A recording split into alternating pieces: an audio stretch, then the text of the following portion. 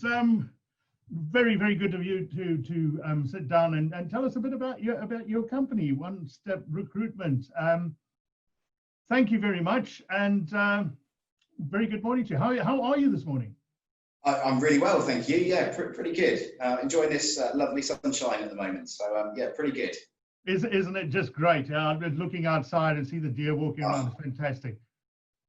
Stunning. Yeah, really nice. Tell me, okay. Well, let's go down to brass tacks. One Step Recruitment. Tell us a little bit about the business, where it came from, how it started. Okay. Yeah, fantastic. I mean, it's a brainchild of the MD, Nick Mock. So Nick was a recruiter, had been a recruiter for many years, and we've been running business now for about 20 years as an independent recruiter. So we like to say we're certainly Somerset's leading recruitment agency. So we use a range of clients. We deal with commercial-based roles, which is typically your white-collar roles, so your office-based roles, that type of thing.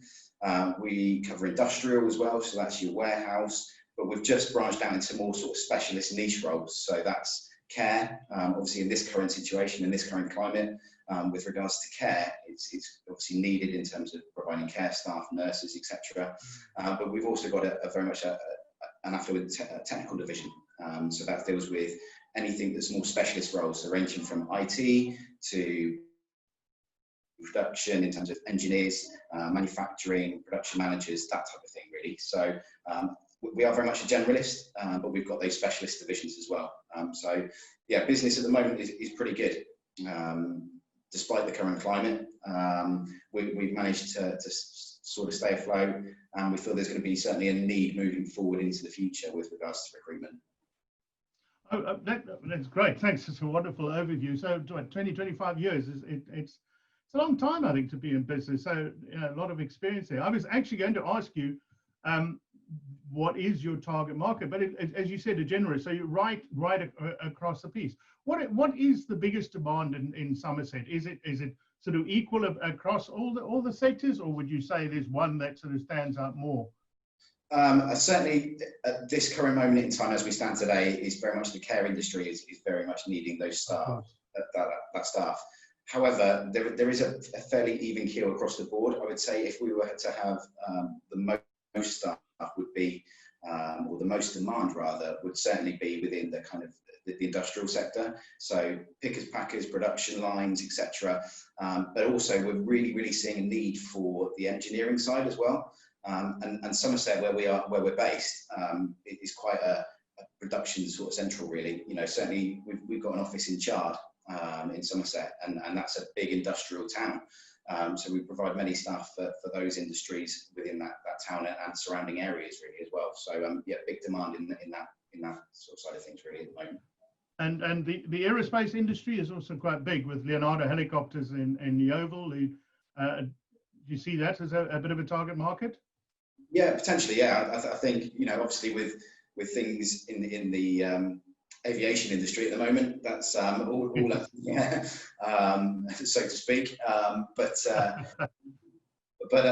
you know, there is a market there, particularly for those specialist roles. I think, you know, very much so. You know, there's that need for, you know, qualified people, and kind of what we feel is that actually we are in the market day in, day out, 24/7 really, in terms of finding those staff and seeing what staff are available. And we've mentioned before, and we've spoken at length, that, you know, nowadays with people being potentially furloughed or, you know, redundancies at this moment in time, there are quite a few sort of what I call passive candidates, so candidates that are not maybe actively looking, but because they're furloughed or because they're working from home, they're actually now kind of just sort of seeing what's out there. So now is almost quite a good time to recruit, in essence. Absolutely. I think what we're finding as well is the savvy businesses are. This is a wonderful time to plan to grow, and as you say, and part of growth is recruitment. Absolutely. On the recruitment side, is it? I'm assuming that you do both permanent placements and also contract workers, or is there an even balance between the two? Yeah, so we provide permanent staff and also temporary staff as well. We've got our own in-house payroll. So, you know, any payroll issues, they come straight to us directly. It's not a third party that we use.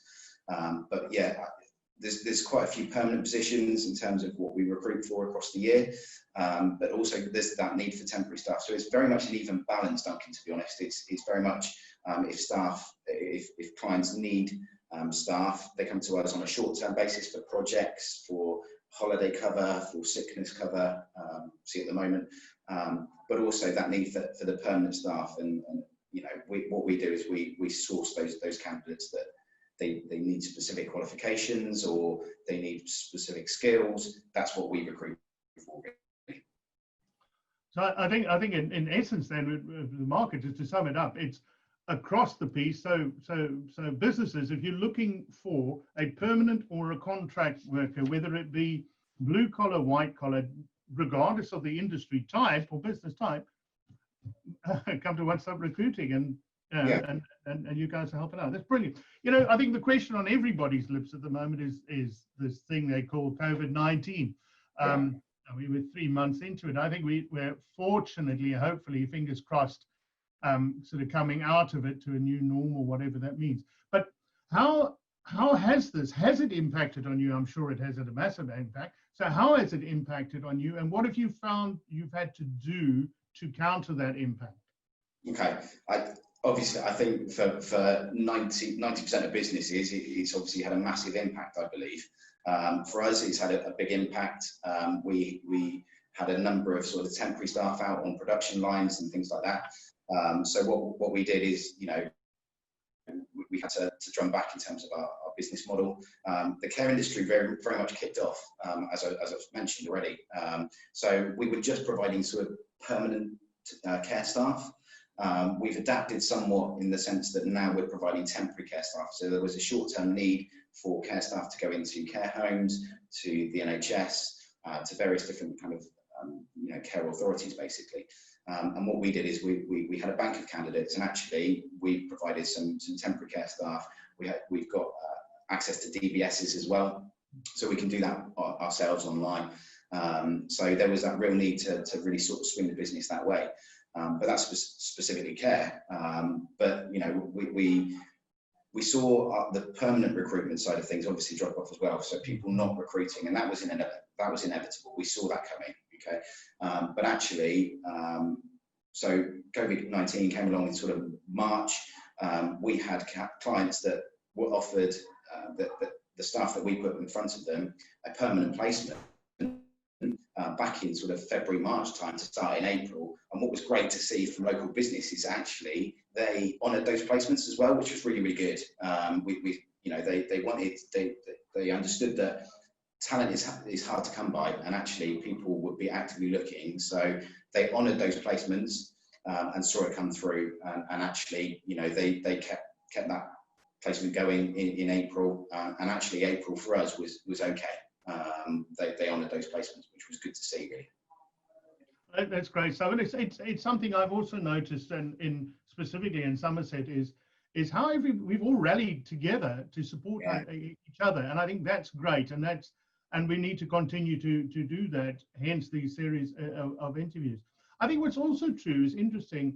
The companies that have and I know it's not everybody could have, but the people that are really doing well took a look and said, wow, okay, which sector of industry is really needed now? And obviously it was the care industry and the respirators and it was wonderful to see how people pivoted from manufacturing God only knows what to, hang on, do you know what, I can make respirators, and all of that had a positive spin-off in you guys. Yeah, absolutely. We very much saw that. And actually, you know, the IT industry as well, that went really, really busy for us because obviously people are using Zoom. They're all working from home. They need those IT industries. So we saw a real increase in that industry as well. So not just kind of the production and manufacturing in terms of the respirators, as you say, Duncan, but actually it was, you know, the IT industry. You know, everyone knows about Zoom. Before the start, we didn't know about it at all, pretty much. You know, so that really kind of kicked off. Yeah, I think for a lot of us, it was something that a camera could do. as opposed to what we're doing now. So yeah, it's crazy how everything's changed. Looking back now on the last 3 months, I mean, it happened so quickly, and hindsight is an exact science. Is there anything that, looking now on the quite calm, beautiful sunshine Somerset this morning, is there something you would have done differently? Difficult to say. I mean, we're still in the midst of kind of COVID-19 at the moment. I think what we would have done differently is maybe that transition from working, we had staff working from home, so that transition, I would have made that a little bit easier maybe, because it was very much, right, we're up sticks, you're working from home, and so almost planning that was quite a tough kind of thing to do. What we took this opportunity to do and actually was try and contact all of our clients and just sort of say to them, how are you guys doing? You know, we're not selling to you, we're just seeing how you guys are. You know, you've mentioned it yourself, Duncan, that, you know, Somerset businesses rally around each other, and that's really, really true. And you know, I echo what you say there, really. So what we did is checked in with them, just made sure that they're all right, and actually gave us an opportunity to really kind of sort out our database. We've got a huge database of clients, and it was just you know, just want to check in, see how you guys are, just making sure that I've got the right contact on my database. Who is this? And actually that allowed us to then really streamline in terms of the marketing that we could do for recruitment side of things. So that gave us a really good opportunity. It's interesting you mentioned that, because I mentioned it in one of the webinars I gave. It's so true, and globally we've seen it work. Is the importance, especially now, of staying in touch with your customer base, your client base, and as you say, it's not selling or anything. It's just, hey, are you okay? Are you doing? Is there anything we can help with? Because everything has changed, and I think an empathetic ear and just knowing that you're there is worth, you know, so much. Absolutely. Yeah, and I, you know, I made a few calls to my clients, and I actually just got an email back going, thank you. You know, we're not getting those kind of, are you guys okay, messages. You know, they don't want that hard sell. It's not a selling environment right now. Okay, so you know, they just wanted a friendly voice to speak to, but it was the same for our candidates as well. You know, I was going to say, yeah, you've got to stay in touch with your candidates as well, and you know, some of them were furloughed through the some of the clients that we were working with, but actually, you know, it was just a check-in going, are you guys okay? You know, we're just making sure everything's all right, because ultimately they're our employees effectively. So you know, what we needed to do is just check in and just make sure everything was okay from their point of view. And I think that is critically important, because all of us are living with some sort of anxiety at the moment, whether it's because of the virus, COVID-19 itself, and its impact on our families, and then the economic side of things. Am I going to lose my job? Am I not going to lose my job? Am I going to have another job? I'm a contract worker. What do I do? And is it going to be safe for me to go back to work when I do? And on that point, have you got any tips or advice to companies about bringing people back into the workplace, albeit they're furloughed staff, albeit when they come into you and saying, right, I need a contract or I need a permanent staff? Is there something that you say, have you got the following in place, or is there any tips that you can give a company? Yeah, I mean, obviously the whole social distancing, that needs to happen. So it's making sure the work environment is suitable. I think if it's a new member of staff going in, is that full induction. You know, we've seen a lot of clients that just want someone to hit the ground running, and that's great, and I completely get that, and I understand that. However, they need to be comfortable in that environment as well. So it's making sure that, you know, if people have been furloughed for, let's say, 3 to 4 months potentially, that their normality is you know, at home or whatever, and obviously not doing any business. But maybe I think initially is the kind of the training side of things as well. You almost need to, I think, retrain, and just kind of not necessarily from the bottom, but actually, okay, just remember, this is what we're going to do. This is how we speak to our customers. This is how we speak to our clients. This is, you know, the norm, for want of a better word, in terms of business as now normal. So it's I would say very much that retraining, that induction side of things would be crucial, kind of going back into work. People are going to go back into work, and actually things are completely different nowadays. You know, what we try and tend to do is go out and see our clients. Actually, that's not going to be necessarily possible anymore. So let's talk about Zoom.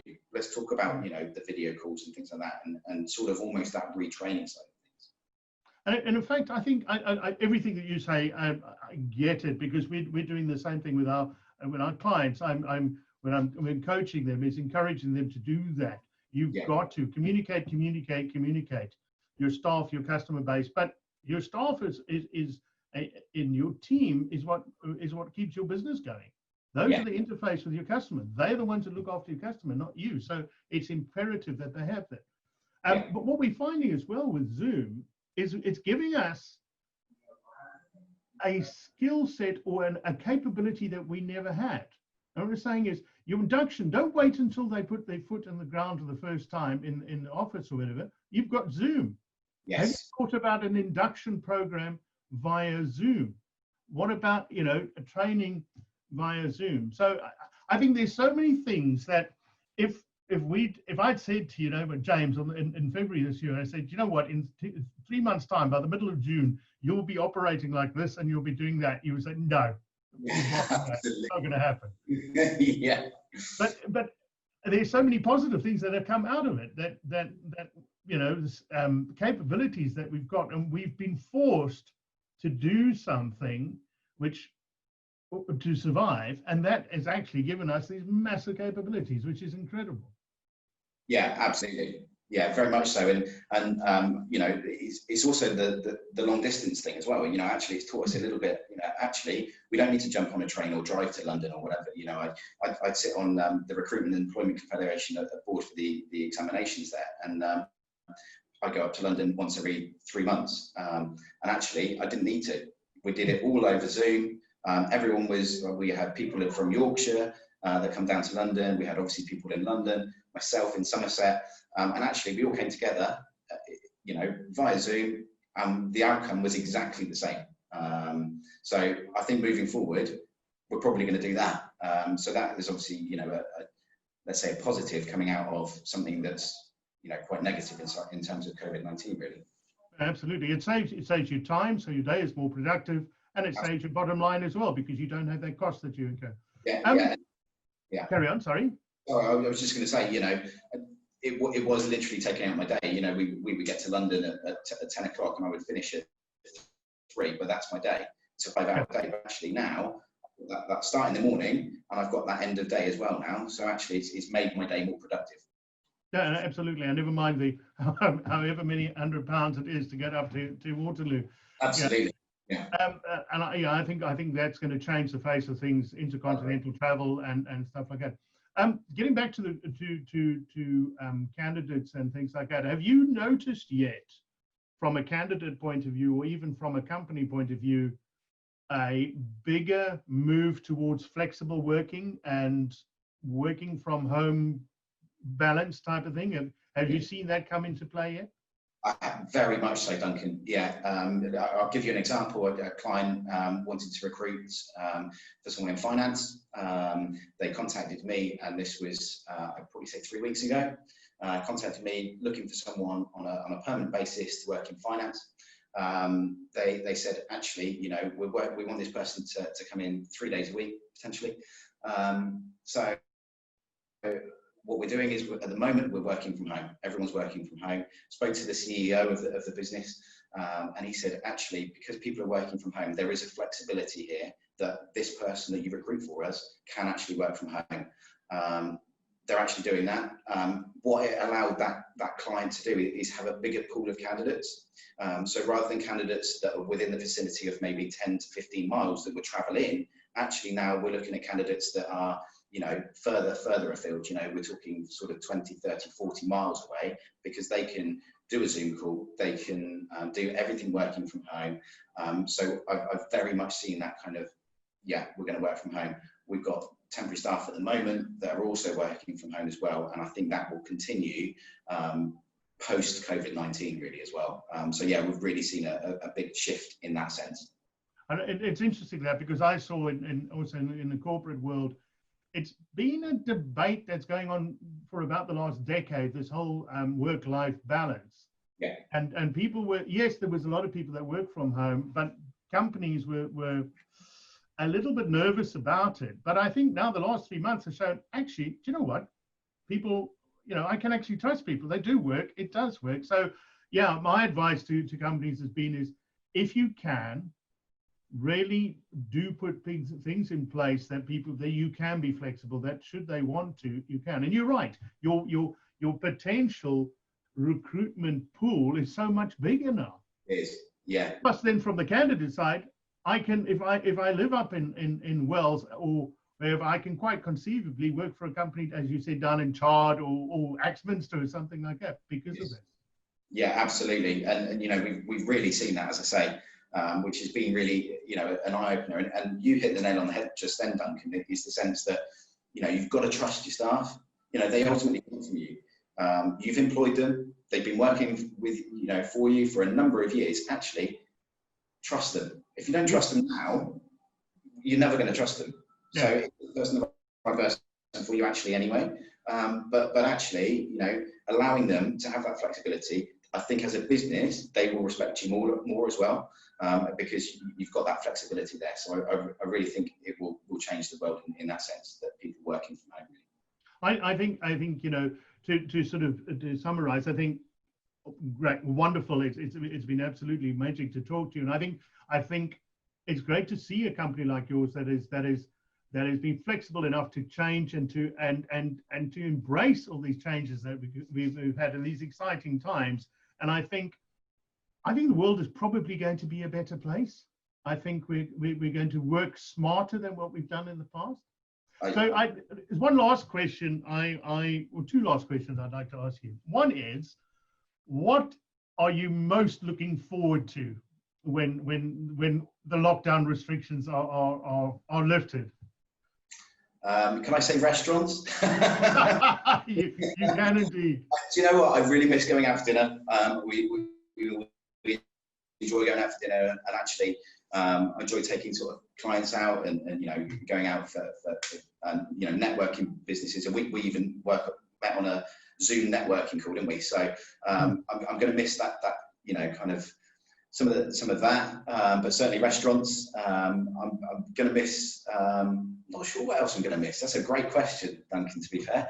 But yeah, certainly I think I'm going to look forward to the restaurants for sure. But actually, I think I'm looking forward to being in the recruitment industry as well. And the reason for that is there's a lot of people that may have left their position because they've been furloughed, because they were passive candidates. They've just thrown their CV out there and gone, actually, we'll see what. So there's going to be positions that will be coming up. And I love recruitment. I've been in recruitment for over 6 years now. And I think I'm excited to see the recruitment industry bounce back, because actually I think there will be a massive need for good candidates, and that's where we can potentially step in with regards to finding that pool of talent. So I think there will be a need for recruitment really moving forward. People don't want to spend time sifting through CVs. They want their business to be hitting the ground running again. They don't want to be sifting through thousands or hundreds of CVs. Actually, leave that to a recruitment agency. Leave that to us. We can do that, and we'll send you the best 5 CVs as opposed to you sifting through 100 CVs. No, absolutely. I think you're on these interview videos. Your contact details will be there, James. But is there something, a message or something that you would like to say to the businesses of Somerset, an offer or a message that you'd like to put out there? Yeah, I mean, just to think about an agency, with regards to us at One Step Recruitment, we can literally, take that stress and strain out of finding new staff, be that on a temporary basis, be that on a permanent basis. And I think there will be people that won't come back to your workplace because they found something else, because actually they're going to work from home or what have you, or they don't like that change. People don't like change. So actually, think about using us as an agency. You know, we advertise the position. We've got a pool of candidates, and the pool of candidates is far bigger than ever before. So, and we don't charge until we found the right person. So it's only results based. So there's no harm in actually using us as an agency, because we're purely results based, and we've spoken about that. And actually, you know, there's no harm in using an agency in that sense, really.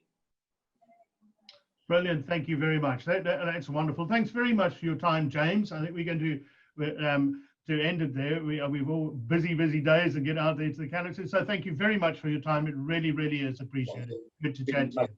Thank you.